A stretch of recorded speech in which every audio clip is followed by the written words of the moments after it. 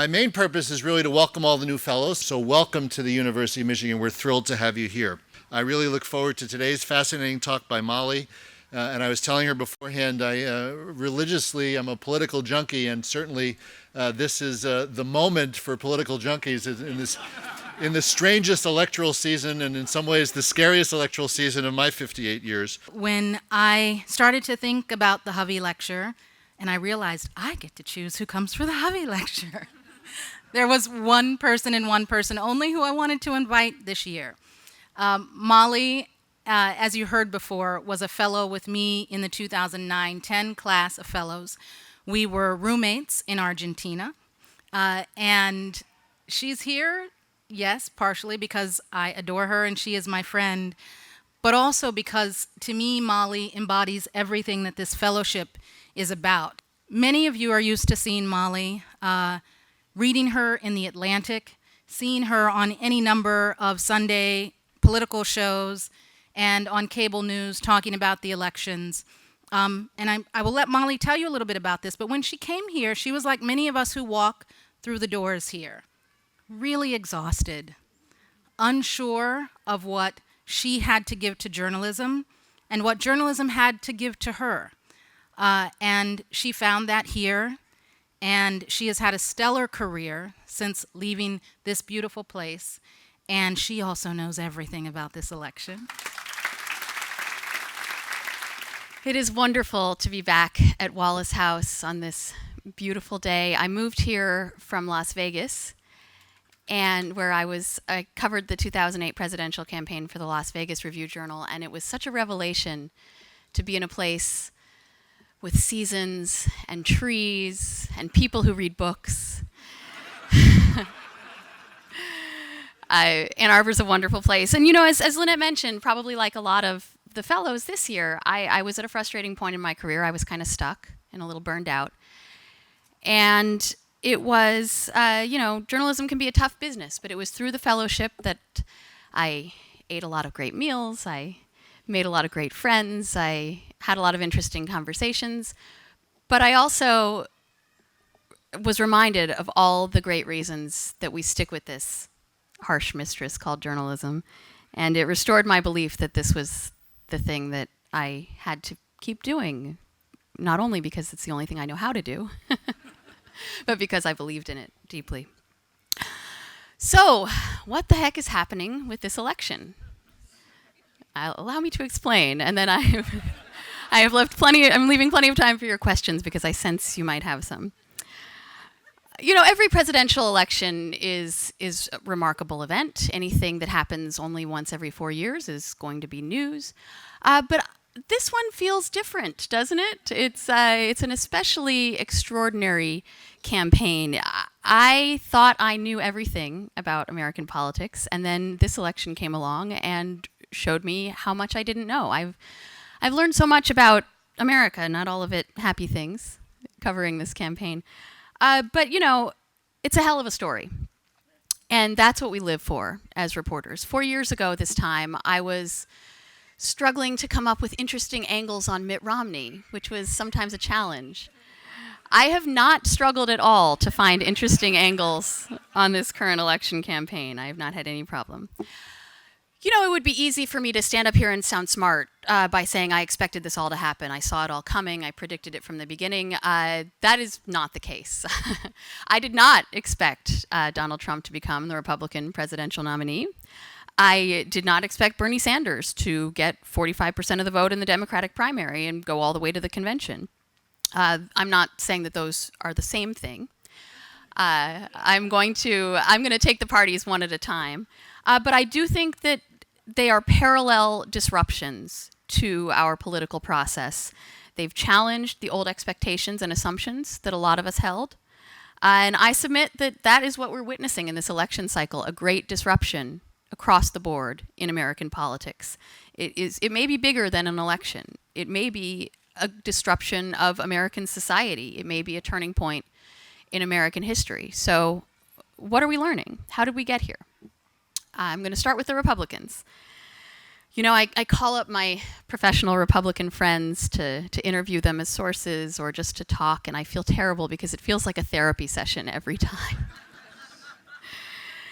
I do know some Republicans who wholeheartedly support Trump, but for the most part, the circles that my sources travel in, the policy wonks, the staffers, the consultants, the lobbyists, that is not the prevailing view, and a lot of them fear that their party is actually falling apart. This is a group of people who have devoted their lives to the ideas that they believed in.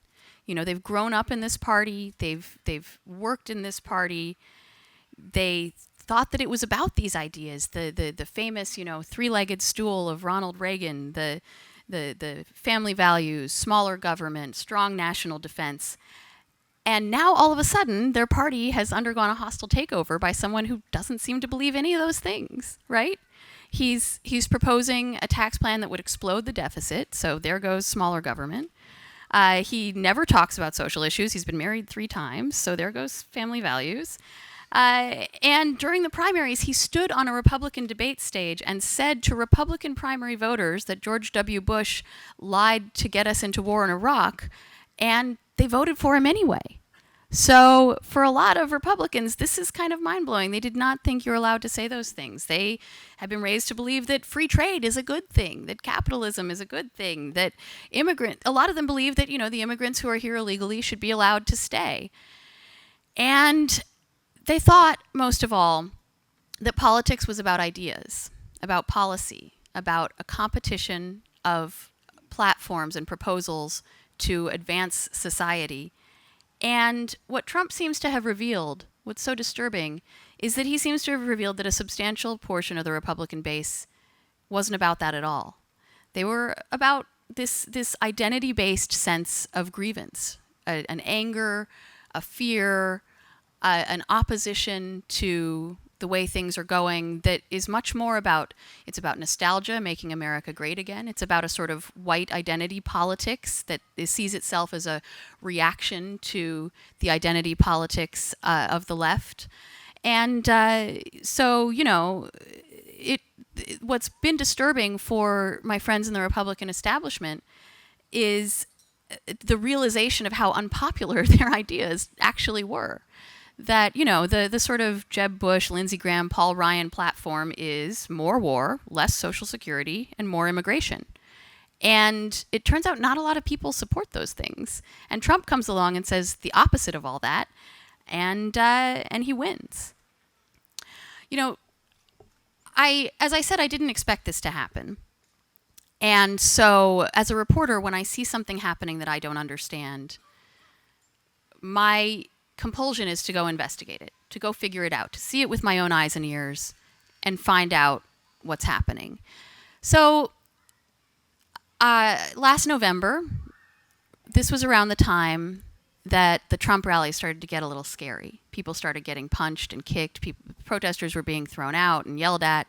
It was after the terrorist attacks in Paris, but before the attacks in San Bernardino. When Trump had started talking about banning Muslims, and people were starting to call him a fascist, including some conservatives. And I thought, this sounds really tense and stressful. I wonder what that feels like to be in that room. So I went to one of his rallies in South Carolina, and I talked to a lot of people there, and I stood in the press pen with the other reporters as the Trump supporters filed past us and gave us the finger and yelled at us and hissed. But it didn't feel scary. The vibe of the crowd was not threatening. It wasn't this tense, seething cauldron that I expected. It actually felt joyful. And I realized that there was a deeply cathartic aspect of this Trump phenomenon for so many of his supporters, that he was reaching them on a level that was much deeper than ideas or policy. He was reaching them on the level of identity. He had given them something to believe in that felt tribal. And that's why, we've heard so much about how undissuadable the Trump supporters are. And I think that's why this has become their identity. And that resonates much deeper than any white paper or policy platform or crappy Jeb Bush commercial. So, I've rarely seen that at political events, and I think it's a really profound thing. I'm sure you've heard a million times that Trump is being powered by the fear and anger of his supporters. And I think the anger is obvious, and there's been a lot of anger in our politics for a while.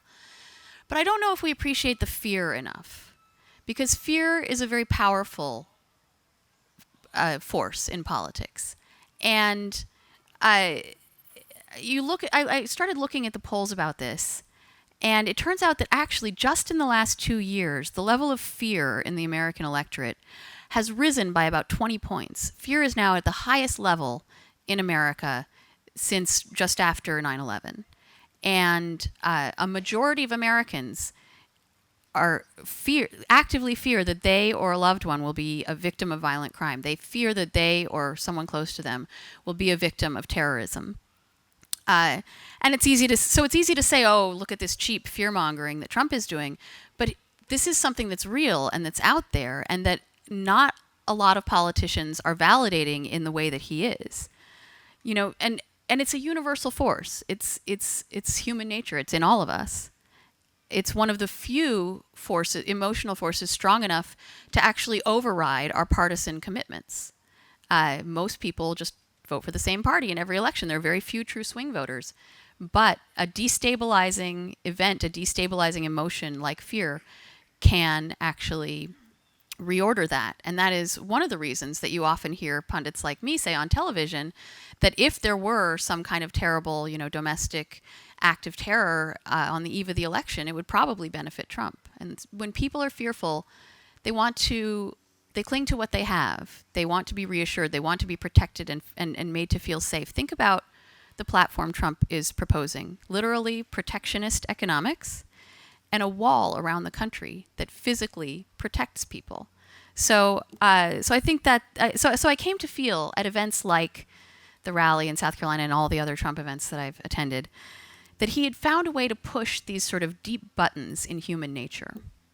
And it sort of changed the way I thought about politics. I too, like my Republican friends, thought this was a battle of ideas, and I'm now coming to believe that it's a battle of identities and people fighting for what they see as the interests of their tribe. On the other hand, the Republican Party was already broken when Trump came along, right? I like to think of myself as a war correspondent. I've been covering the Republican Civil War since 2010. And, since the Tea Party arose and became a force in the 2010 elections, or depending on how you look at it, going all the way back to the 1950s, but we'll stick with this period, there has been this pitched battle in the Republican Party between the party establishment and the conservative movement.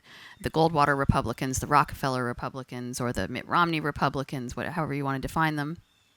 So you had in 2010 Tea Party incumbents, challengers defeating incumbents in a lot of primaries across the country. You had people like Ted Cruz coming into the Senate insisting that any kind of compromise is treasonous. And so how does that dynamic square with the dynamic we see now? A lot of people have said, well, Republicans had this angry faction on the right, and Trump was even angrier than anybody could have been before, and so he got all the mad people to vote. I actually have a different theory. I think it's a little bit more complicated than that, because if you look at what's happened in Republican primaries, in down ballot races this year, in Senate and House primaries, all of the establishment Republicans are winning. There was a senator in Alabama had a Tea Party challenger, didn't even get close, no traction at all. In Indiana, you had 2 congressmen fighting for the Senate nomination. One of them, a Ted Cruz clone, endorsed by Cruz and all of those right-wing groups that support him. The other one favored by the party establishment and Mitch McConnell and the Chamber of Commerce. And on the same day that Donald Trump won the Indiana primary and became the presumptive nominee, the establishment candidate won that Senate nomination. And so, you look at polls of Trump supporters, especially early in the primaries when you could sort of, not everyone was on the bandwagon and you could differentiate them from other Republicans. They were much more likely to describe themselves as either moderate or somewhat conservative, not very conservative. The very conservative Republicans were for Cruz. If you believe the story that that the Republican Civil War is the Tea Party versus the establishment, and take it forward to today, you would expect Ted Cruz to have won the Republican primary. I think that Trump actually disrupted that dynamic. I think what he figured out was that what we called the Tea Party, this faction that was voting against incumbents, was actually a coalition. It was a coalition of ideological conservatives, the talk radio guys, and some of the hard right, Ted Cruz Heritage Foundation groups, a coalition of those people and resentment voters. And he could take those resentment voters, separate them from the conservative movement, and join them with a faction of the establishment that didn't care about ideology and just wanted to win. And so he chopped up the categories in a new way. He formed his own new coalition, and that's why he couldn't be defeated. That's why all these other Republican candidates who thought he would be confined to his little lane were wrong, because he built this broader coalition within the Republican Party.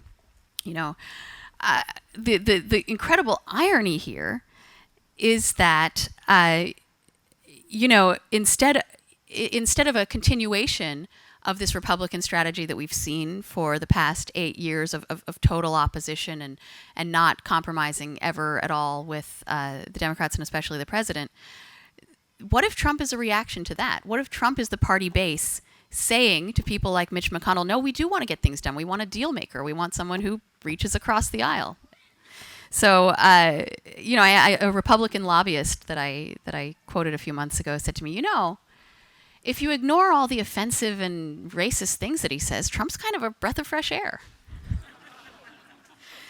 The if is doing a lot of work in that sentence.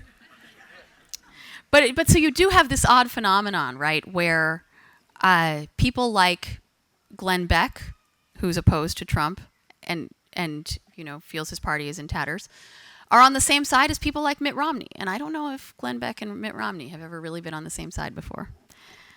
So now what happens? A lot of Republicans, as I mentioned, really think that their party is falling apart. But how does that work in practice? It's possible that the most likely outcome seems to me that just like 4 years ago, if Trump loses, which I don't think is a sure thing, and I'm not predicting, but win or lose, that there's just a lot of sort of duking it out in op-eds for 4 years and half-hearted attempts at convincing people to reform, and then you get another bloody primary, and whoever comes out of it reshapes the party in their image. A lot of people do believe, though, that there's no going back, that these cleavages that Trump has revealed in the party are too deep and that too many people are too alienated from one another. Does Trump start a movement? If he loses, he doesn't disappear. It's hard to imagine him shutting up. On the other hand, it's also hard to imagine him, starting a PAC and forming an organization that endorses candidates. One thing people have talked about is he might form a media organization, join up with some of the Breitbart people. I think that is a realistic possibility and would give him a real voice in the future of the right. And you do have this Breitbart wing of the party that really, Trump is not a very ideological person. I think his policies are much more gut level than the result of, deep study. Going out on a limb there. But he's clearly tapped into something profound, and there are people who have sort of tried to flesh this out into a larger intellectual agenda. And what you come up with is a sort of nationalist party that looks very much like the nationalist parties that have arisen in so many countries in Europe, largely in response to the waves of migration there, and the EU. A sort of Brexit party for the U.S.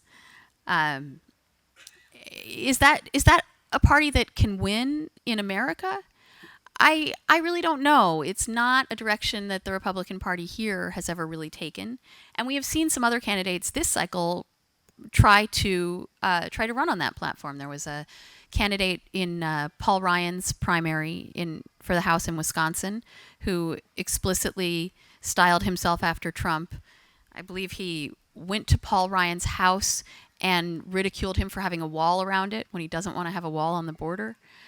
There was a candidate in Florida who also tried to make himself a sort of a mini Trump. Neither of them got anywhere close. They got 20% of the vote. So there may just not be an appetite for this without Trump. And we can't discount the fact that Trump is a pretty unique a personage, right? His celebrity, his unique brand of charisma, his total shamelessness, one of the few sort of rich and famous people, I think, in public life who don't seem to care if people detest them. So those are those all make him unique, and it's possible that without him as the messenger, the message doesn't work. But I talked a couple months ago to Pat Buchanan, who you may remember from the Republican primaries in the 1990s, and he sees Trump as the fulfillment of his vision.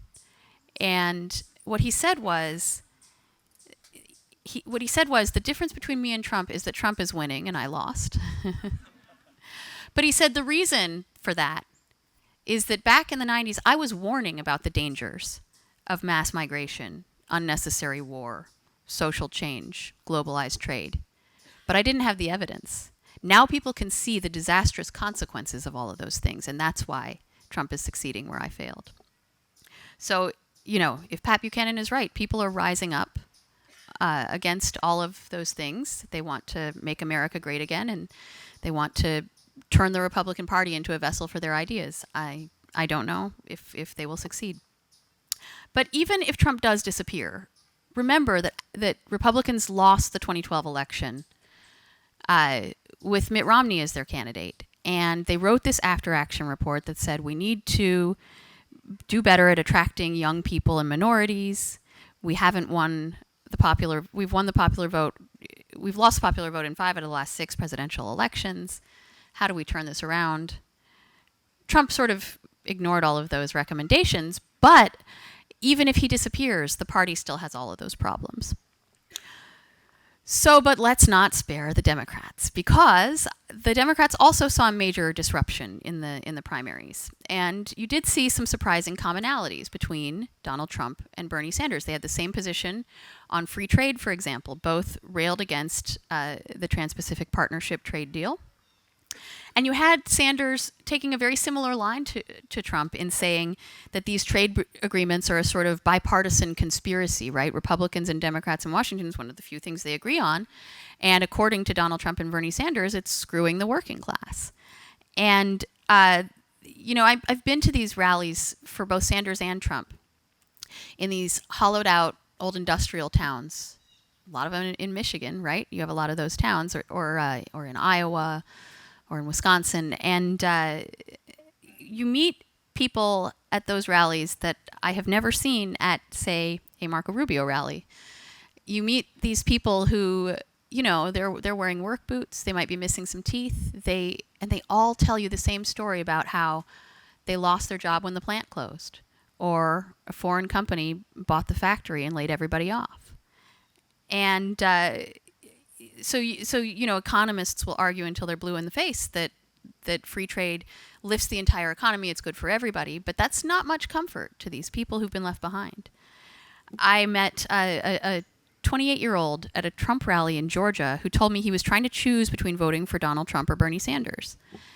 And he said, my brother fought and died in Iraq. I think Trump is tough enough to win the war and bring the troops home. But I also think anyone who works for a living deserves a wage they can live on.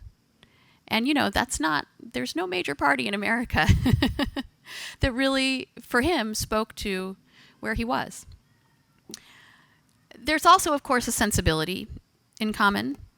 Again, it drives Democrats crazy when you compare Donald Trump and Bernie Sanders.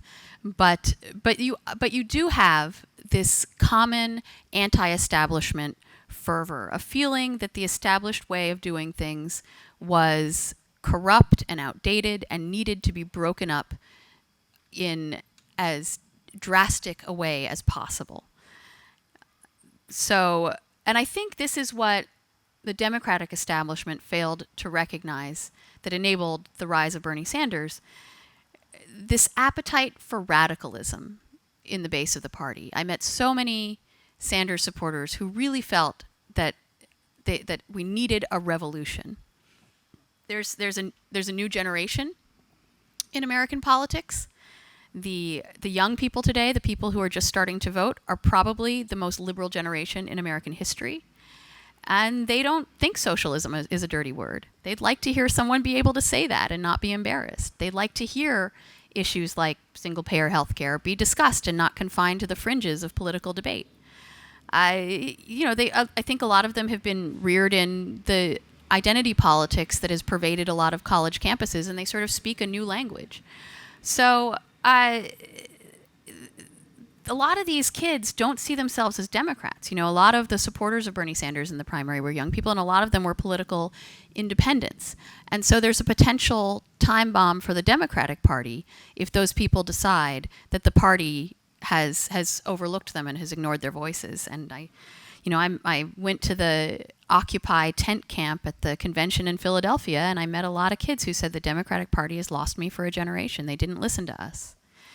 The divide within the Democratic Party is an unraveling of the coalition that Barack Obama built to win the nomination in 2008.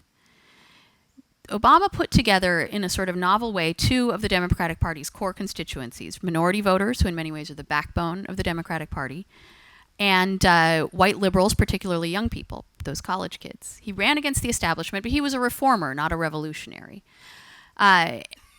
And if you remember, the South Carolina primary in 2008 was probably the decisive moment. That was when the African-American voters who'd previously been very loyal to the Clintons swung to Barack Obama instead, and his sort of march to victory began.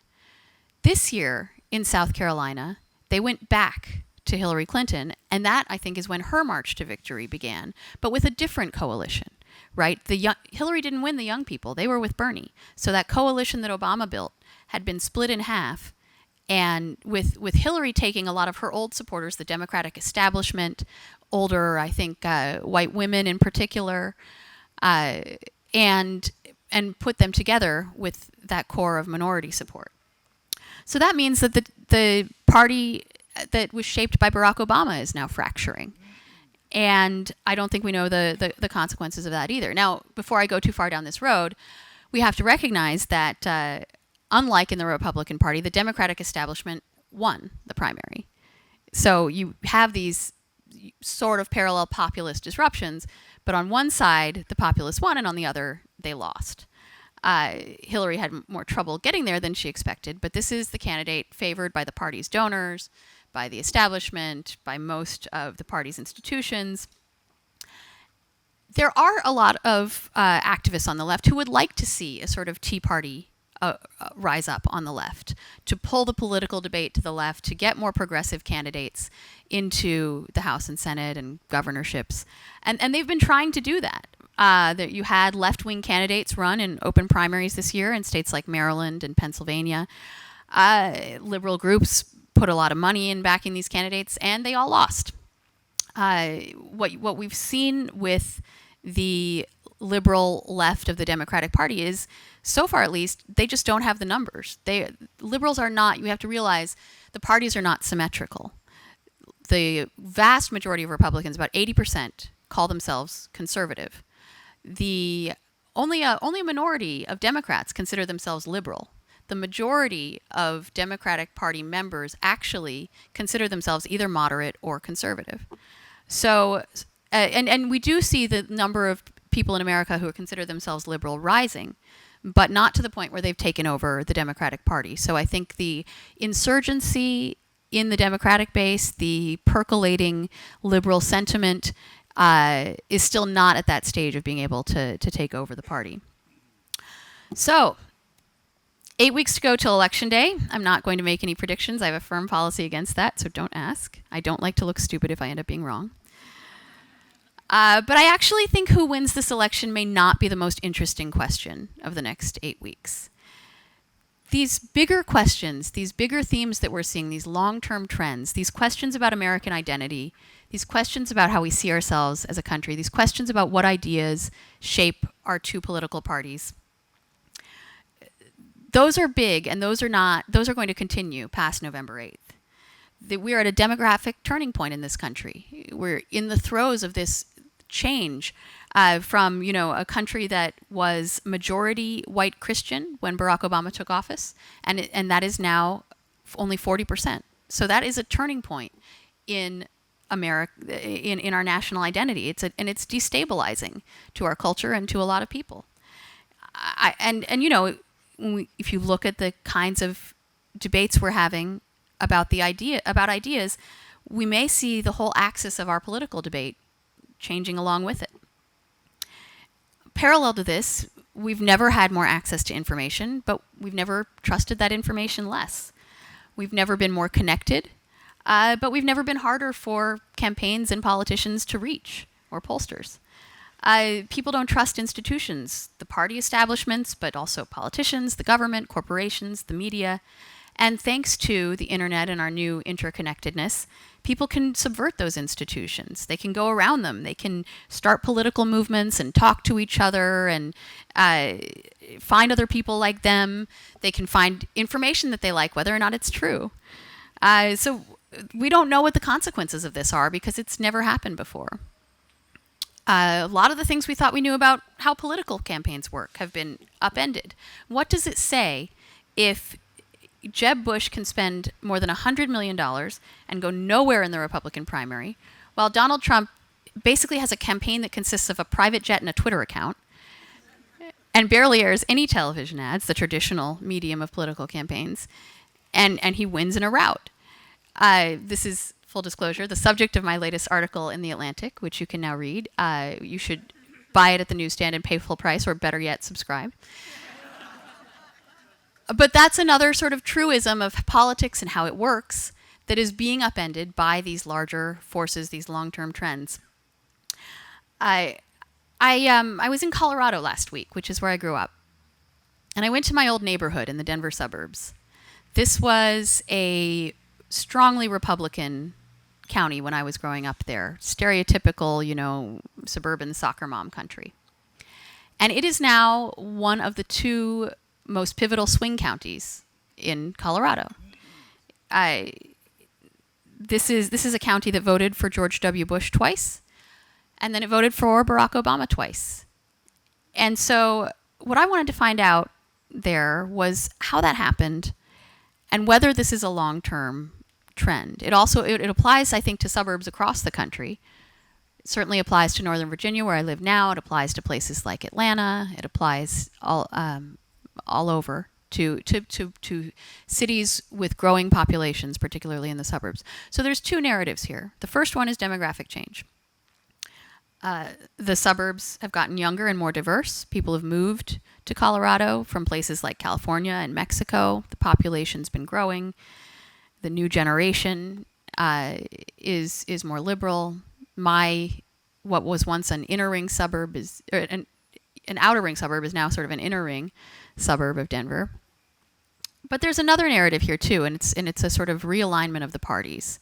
The way I shorthanded, and this isn't a partisan statement, but all the Republicans I talked to agreed with this, the Democrats moved to the center and the Republicans went nuts.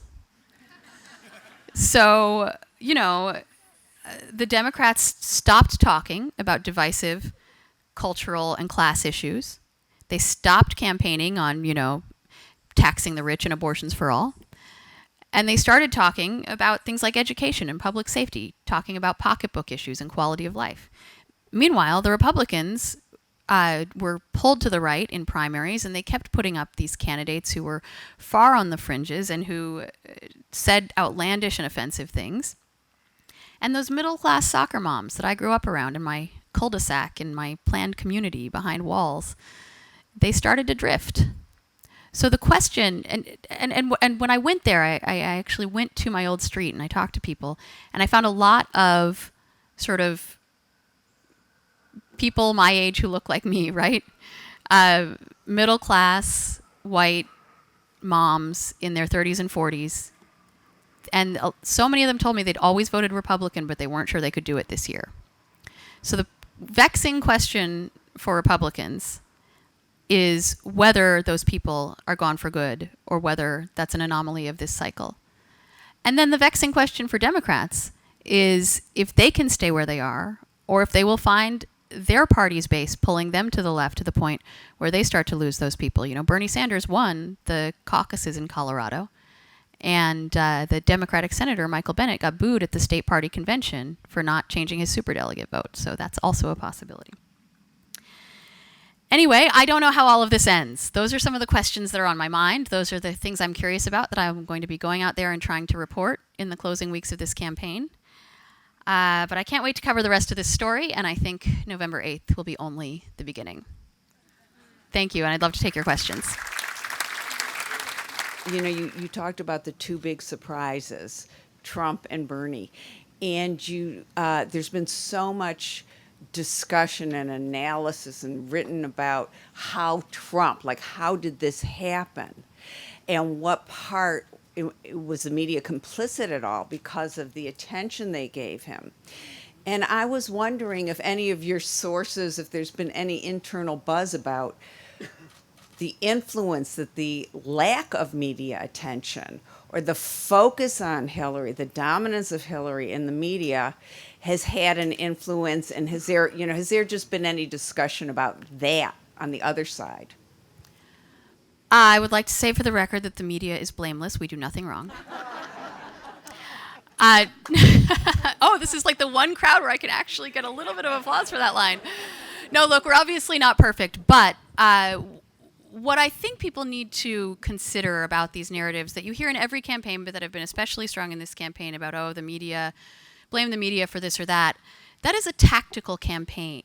That is a tactical claim that campaigns make in order to deflect blame from themselves. The campaigns tell you to blame the media because they don't want you to believe something about them that is true. And so I wish people would not swallow it quite so easily. That doesn't mean that we always get it right, but, you know, Trump got a lot of attention in the Republican primary by being newsworthy, often by being outrageous. It is not a free television ad when the news is covering you insulting veterans, for example. And what we saw in the Republican primary is that a certain segment of voters may have responded positively to those kinds of provocations. But he came out of the Republican primary with American voters a 70% negative approval rating. And now I hear that we're covering Hillary Clinton too much for the taste of her supporters, which I thought covering people made them do well. So there's a lot of conflicting claims here, and I think, and I don't know how else we're supposed to do it, frankly. I don't think there should be, say, a government entity that requires us to run the same 10 minutes of Ted Cruz's boring speech that he gives over and over again to give him equal time with the actually interesting things that Donald Trump is doing. And you know, Trump is an entertainer. He's good at commanding the media. I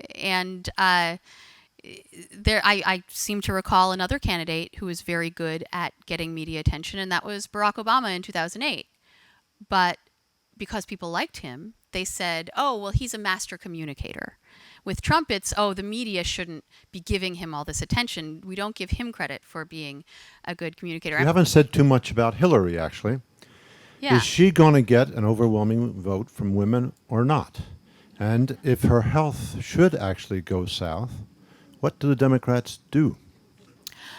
Well, as I mentioned, I don't make predictions. But no, you're right. Hillary is an interesting candidate in a lot of ways. And I went to her very first, her official campaign kickoff rally. Everyone had sort of known she was running for a while, but she did the official kickoff on Roosevelt Island in New York. And I came across this older Jewish couple bickering because I think it was she didn't like Hillary and he did. And I thought, what other candidates' events do you go to where people don't even like the person they've come to see?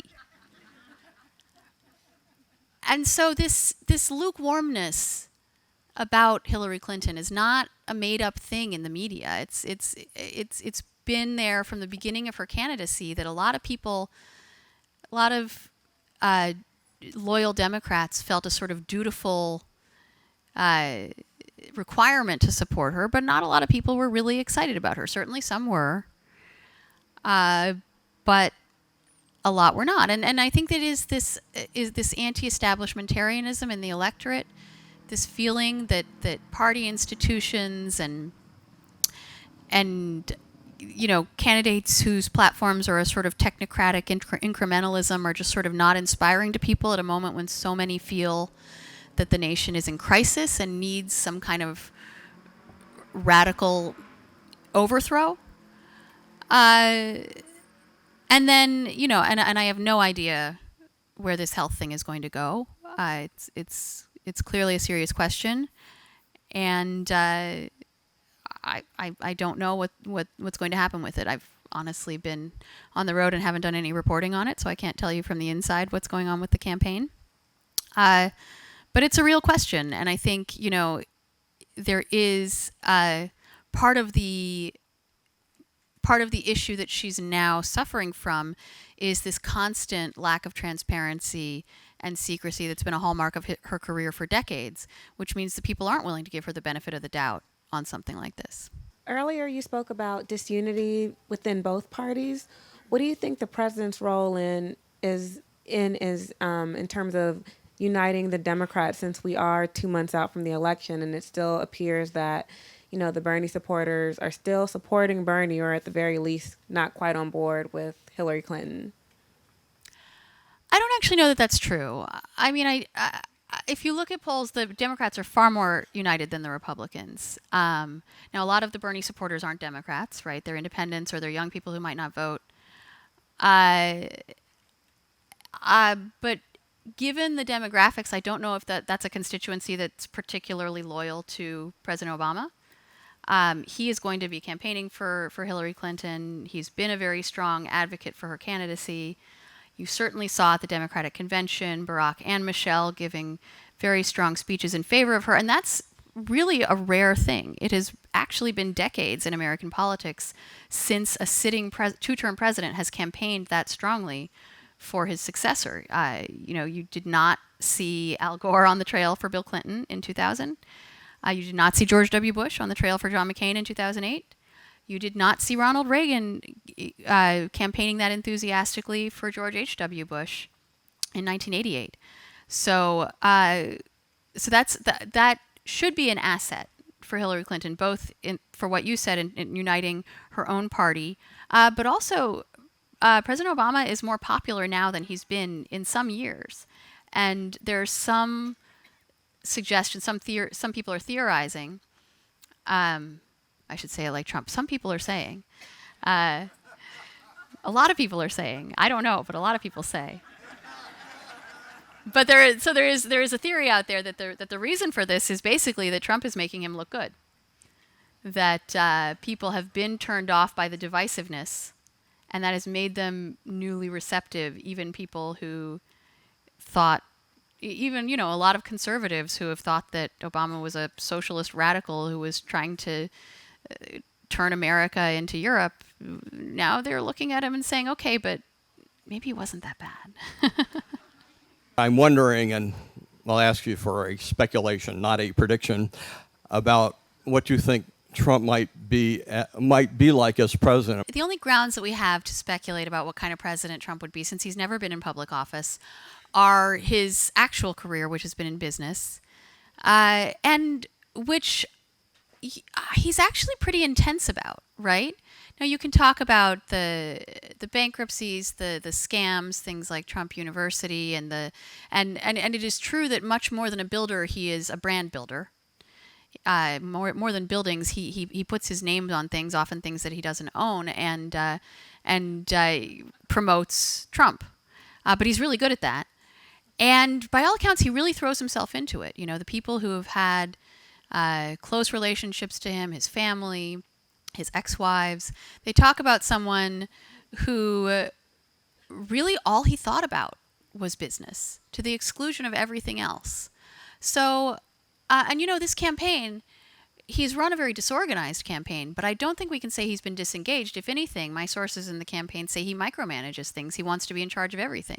He wants to do all the interviews himself, not have a communications director put out the statement, right? He'll call up the newsroom himself. He doesn't see the point of TV ads or a ground game, but he wants to go everywhere and speak to the people himself. And so I don't know if I would predict that he would be disengaged, but I think we could predict that he would do things in an unorthodox way. And that seems like a good note to end on. Thank you so much, everyone. Thank you for coming.